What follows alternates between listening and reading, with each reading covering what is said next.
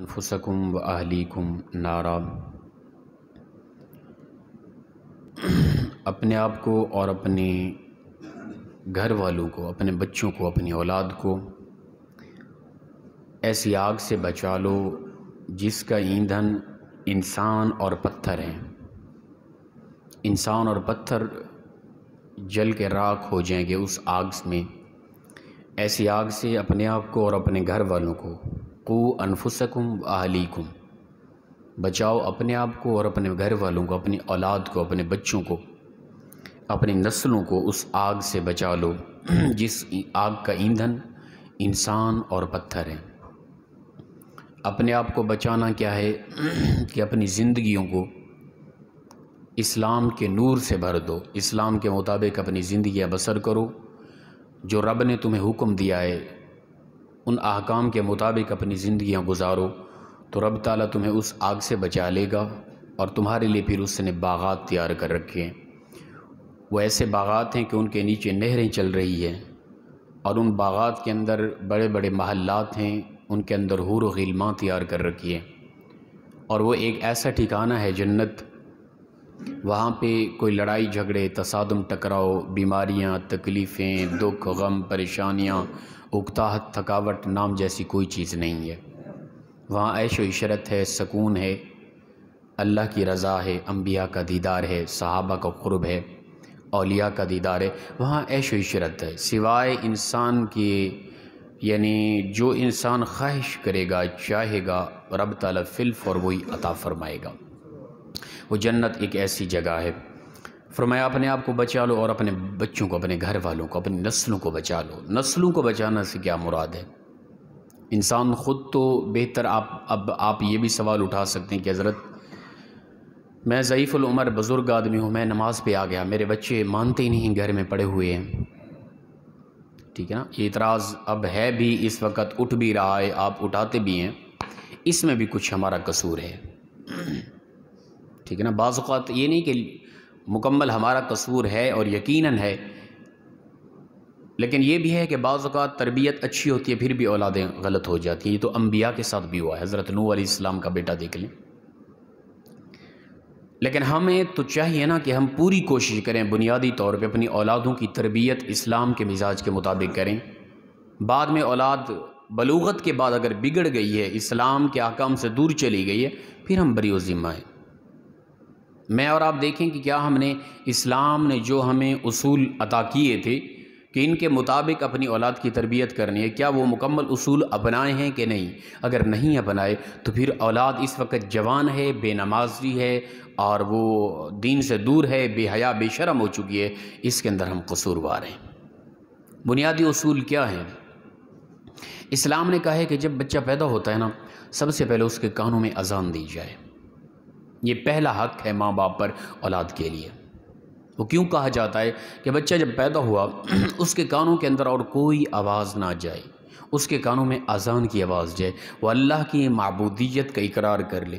جب بچہ پیدا ہوتا ہے نا، چھوٹا معصوم بچہ ہوتا ہے، اس کے کانوں کے ذریعے آواز تو اندر جا رہی ہے نا، وہ ذاتی طور پہ جسم کے حوالے سے، دماغ اور عقل شعور کے حوالے سے وہ بات کو سمجھ نہیں رہا، لیکن اس کی روح بات کو سمجھ رہی ہے۔ اس کی روح چھوٹی نہیں ہے، اس کی روح تو عالم ارواح میں تھی، عالم سری میں تھی، ہزاروں لاکھوں سال پہلے اس کی روح کو تخلیق کیا گیا تھا۔ اس کی روح تو بڑی ہے، اس کی روح تو سمجھ رہی ہے بھئی کیا کچھ کہا جا رہا ہے۔ اس کا ذاتی عقل شعور جسمانی حوالے سے نہیں سمجھ رہا، جو کچھ بچپن میں اس کے کانوں کے ذریعے آواز روح تک جا رہی ہے نا، وہ اس کی روح میں راسخ ہو رہی ہے۔ تو اسلام نے کہا ہے سب سے پہلا ماں باپ پر حق یہ ہے کہ بچہ پیدا ہوا، اس کے کانوں میں کوئی شور و غل، کوئی آواز نہ جائے، اس بچے کو خاموشی کے ساتھ، اس کمرے میں کوئی آواز نہ ہو، خاموشی ہو۔ بچے کو غسل دینے کے بعد بچے کے کان میں سب سے پہلی آواز اللہ اکبر کی جانی چاہیے، اور یہ پہلی آواز اس کی روح میں راسخ ہوگی۔ بڑا جب ہوگا تو اس کے جسم سے اللہ کی کبریائی کی، رب تعالیٰ کی معبودیت کی حقیقت اور نور اس کے جسم سے رونما ہوگا، اچھا انسان بنے گا۔ پہلی بنیادی بات جو ماں باپ پر ضروری ہے۔ میں اور آپ دیکھیں کیا یہ چیز ہم ضروری سمجھتے ہیں؟ بچہ پیدا ہوا، خاموشی ہو، اس کمرے میں کوئی آواز، دنیا داری کی باتیں، کوئی مذاق، کوئی گپ شپ، کوئی ہنسی مذاق نہ ہو، ایسا نہیں ہوتا۔ ہمارے یہاں ہوتا ہے، چلتا رہتا ہے۔ بچہ پیدا ہوا، شام تک مولوی صاحب کو بلایا، اس نے آ کے اذان پڑھی، اس سے پہلے کیا کچھ بچے کے کانوں کے ذریعے اس کی روح تک پہنچ چکا ہوتا ہے۔ پہلی بنیادی تربیت غلط ہو گئی۔ جو حق بچے کو عطا کرنا تھا پہلا، وہ ہم نے حق مار دیا بچے کا۔ اور دوسرا فرمایا کہ اچھی گڑتی دی جائے بچے کو، اچھے انسان کی، نیک صالح انسان کی، 5 وقت نماز پڑھنے والے انسان کی۔ یہ گڑتی جو ہوتی ہے اس کا بھی بڑا اثر ہوتا ہے، جسم پر یہ بڑا اثر ہوتا ہے۔ پہلی جو چیز اس کے جسم میں جا رہی ہے وہ ایسے بندے کا جٹلائی ہوئی چیز ہو جو بندہ نیک ہے، اچھا انسان ہے، یہ ماں باپ پر حق ہے، لازم ہے۔ اور یہ پہلی جو اندر جسم میں جانے والی چیز ہوتی ہے نا، وہ انسان کی روح تک اترتی ہے اور اس کا اثر بڑے ہو کر انسان کے جسم سے نمودار ہوتا ہے۔ یہ میں اور آپ دیکھیں کہ کس حد تک ہم کوشش کرتے ہیں، یہ حق بھی ہم اپنے بچوں کا سلب کرتے ہیں۔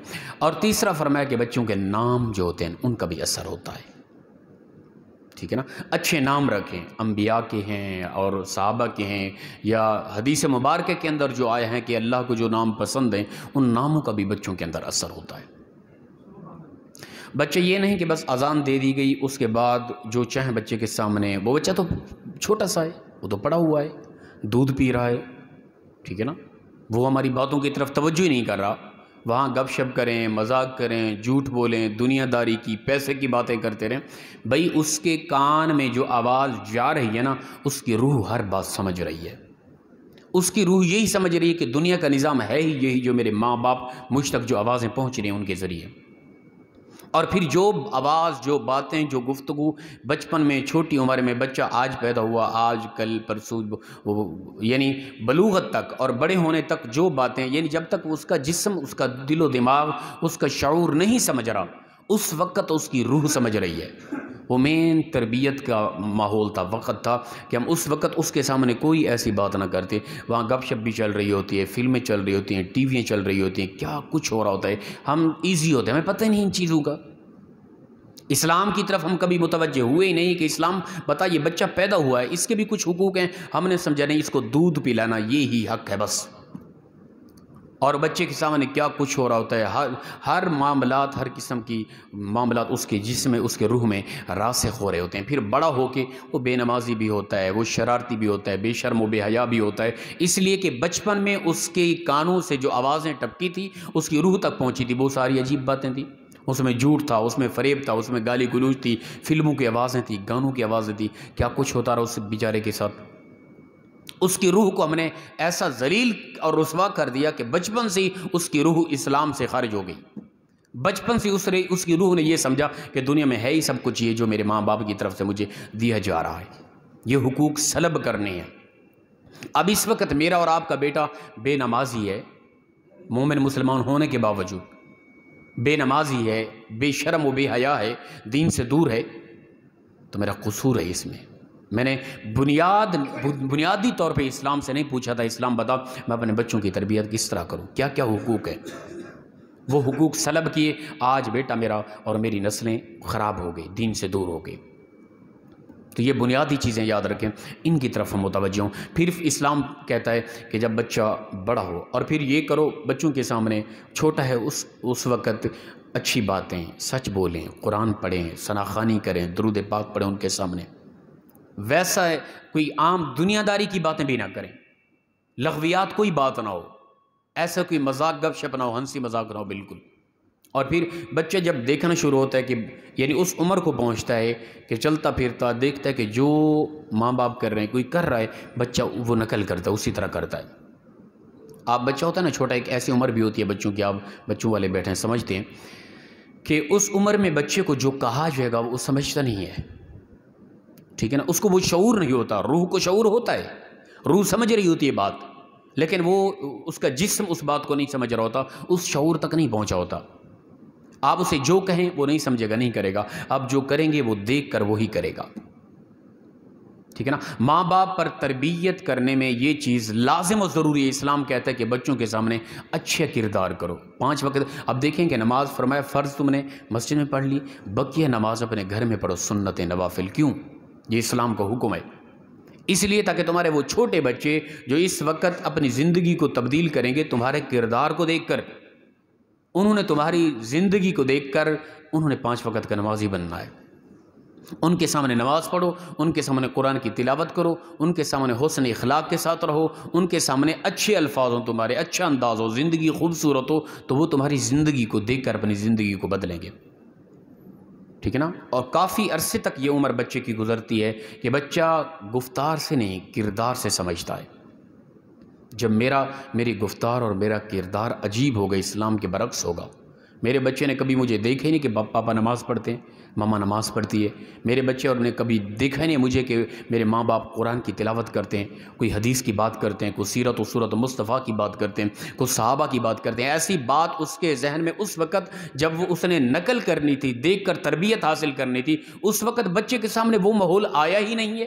وہ آنے والے وقت میں 5 وقت کا نمازی یا تہجد گزار بنے، یہ میری غلط سوچ ہے. یہ ہے بنیادی تربیت. پھر اسلام کہتا ہے بچے کی زندگی میں بنیادی طور پہ ان کی مین تربیت تمہارا کردار تھا. اچھا کردار کرتے رہے، نماز پڑھتے رہے، قرآن کی تلاوت کرتے رہے، سیرت و صورت مصطفیٰ، صحابہ کی محبت، درود پاک. پھر جب بچہ 7 سال کی عمر کو جا پہنچے، انگلی پکڑاؤ، مسجد کا راستہ دکھاؤ. ٹھیک ہے نا. اس پر بھی تھوڑا لوگ میرے ساتھ اختلاف رکھتے ہیں. بچوں کے حوالے سے میرا نرم گوشہ ہوتا ہے. بچے پیچھے شور کرتے ہیں، کوئی مسئلہ نہیں ہے یار، کرنے دو، بچے ہیں، کیا ہو گیا. آپ اپنی توجہ نماز کی طرف کریں. کوئی بچہ نماز سے آگے گزر گیا، کیا ہو گیا. وہ نابالغ بچے، اس پر شرعی احکام لاگو تو نہیں ہے نا. خدا کے لیے تھوڑی ٹھنڈی طبیعت رکھیں. اس حوالے سے ہم اجتماعی طور پہ سمجھا دیتے ہیں. بعض ساتھی ہیں بڑا غصہ کر رہے ہوتے ہیں چھوٹے چھوٹے بچوں پہ، پھر آ کے عجیب جی حضرت وہ بچے آتے ہیں، یہ فلاں فلاں بچے ہیں یار، کیا ہو گیا. امام حسین رضی اللہ تعالیٰ عنہ عین جماعت کے وقت رسول اللہ صلی اللہ علیہ وسلم کے کندھوں پہ آگے سوار نہیں ہو گئے تھے. میں اور آپ اس وقت ہوتے صحابہ میں، ہم نے تو جھگڑا کر دیا تھا. جو میری اور آپ کی طبیعت ہے، استغفر اللہ. ٹھیک ہے نا. یہ تو ہمارا عشق تو ہے. ہم کہتے ہیں کہ کاش تیرے دور میں جنم لیا ہوتا، تیرا دیدار ہوتا ہے یا رسول اللہ. صحابہ میں ہم ہوتے، کمال ہوتا. جو میری اور آپ کی اس وقت طبیعت ہے نا، اس دور میں ہوتے تو ہم پتہ نہیں صحابہ میں ہوتے یا دوسری طرف ہوتے. جو میری اور آپ کی اس وقت طبیعت ہے. خدا کے لیے بچوں کے ساتھ نرم گوشہ. ایسا کبھی بھی نہ کریں کہ کوئی بچہ آپ کے سخت رویے کی وجہ سے مسجد میں آنے سے ڈرے. اگر ایسا کر لیا تو آپ بہت بڑے گناہ گار ہوں گے. کوئی مسئلہ نہیں ہے، بچے ہیں، ان کو ہاں پیار سے سمجھائیں.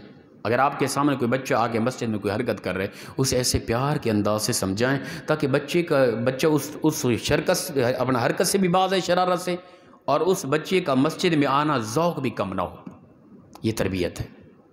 اس کے برعکس جو طبیعت رکھتے ہیں، سوچ رکھتے ہیں سخت رویہ، تو معذرت وہ غلطی بھی ہے، ایسا نہ کریں. یہ ہماری ذمہ داری ہے یہ چیز بھی سمجھانا. تو فرمایا کہ جب 7 سال کی عمر ہو جائے بچے کی، اس وقت مسجد کا راستہ دکھاؤ. 10 سال تک مکمل نماز مکمل طور پر اسے یاد ہونی چاہیے. کتنے ہم بیٹھے ہیں جو اپنے بچوں سے نماز سنتے ہیں، کلمہ سنتے ہیں. بہت ہی کم ہے یہ چیز. اس طرف متوجہ ہوں. بہت غلط کر رہے ہیں، یہ ہم سے پوچھا جائے گا. اس لیے فرمایا کہ قو انفسکم واہلیکم نارا، خود کو اور اپنی اولاد کو، اپنے بچوں کو جہنم کی ایسی آگ سے بچا لو جس کا ایندھن انسان اور پتھر ہے. پتھر بھی جل کے راکھ ہو جائیں گے اس آگ کے اندر جس کے اندر انسان کو ڈالا جائے گا. اس آگ سے خود بھی بچو، اپنی اولاد کو، اپنے نسلوں کو بھی بچاؤ. تو پھر فرمایا 7 سال کی عمر جب ہو جائے بچے کی، اس وقت اگر وہ نماز نہیں پڑھتا، اس کو مار کے نماز پڑھاؤ. اس کو مارو. اس وقت تمہارے پاس وہ طاقت ہے کہ تم اسے مارو، وہ تمہارا سامنا نہیں کر پائے گا، ابھی بچہ ہے وہ. اس وقت تو ہماری محبت یہ کمال کی تھی کہ بچہ سویا ہوا ہے، سونے دے. نماز کے لیے خود تو باپ جا رہا ہے، بچے کو نہیں جگا رہا. کیوں؟ محبت ہے نا. یہ محبت نہیں، یہ ظلم ہے، یہ ستم ہے اولاد پہ. ہم اس وقت کو یاد کریں کہ جب یہی میرا بیٹا موت کے منہ میں اتارا جائے گا اور یہ کو قبر میں دفن کیا جائے گا، اس وقت اس پہ کیا بیتے گی. اس وقت کی ہلکی سی نیند، اس وقت اس کا بستر چھڑانا جو مجھ سے برداشت نہیں ہوتا، بھائی سویا رہے. اس وقت کو یاد کر لیا کریں میں اور آپ کہ جس وقت میرے اس بچے کا جسم تڑپ تڑپ کے ٹھنڈا ہو جائے گا اور قبر میں دفن کیا جائے گا، پھر اس سے زندگی کے بارے پوچھا جائے گا کیا بنے گا؟ ان لمحات کو یاد کر کے ہمارے اپنی نسلوں کو، اپنے بچوں کو یہ پیار نہ دیں، یہ کوئی محبت کا اظہار نہیں کہ بیٹا سردی کا موسم ہے، بستر میں سویا ہوئے، نماز کے لیے اٹھائیں گے، وضو کرے گا، ٹھنڈا پانی ہے، مسجد میں جائے گا، طبیعت نہیں مان رہی، سونے دیں۔ انتہا کا ظلم و ستم ہے یہ اولاد پہ۔ گرمی کا موسم ایسی چلا ہوا، سکون میں بچہ سوئے، سونے دیں، انتہا کا ظلم ہے۔ لہٰذا اولاد بگڑ گئی تو اس میں اور آپ ملوث ہیں، اولاد خراب ہو گئی، بے نمازی ہے، اس میں اور آپ ملوث ہیں، ہمارا قصور ہے، ہم نے بنیادی تربیت ان کی غلط کی ہے۔ تو رب تعالیٰ فرماتے ہیں اے ایمان والو، یا ایھا الذین آمنو، اے ایمان والو، یہ خاص مجھے اور آپ کو خطاب ہے۔ اے ایمان والو، قوا انفسکم واہلیکم نارا وقودھا الناس والحجارہ، فرمایا اپنے آپ کو، اپنی جان کو، اپنے نفس کو، اپنی اولاد کو جہنم کی اس آگ سے بچا لو جس کا ایندھن انسان اور پتھر ہے۔ اللہ پاک مخلص انداز میں ہم سب کو عمل کی توفیق عطا فرمائے۔ وآخر دعوانا الحمدللہ رب العالمین۔ اللہم صلی علی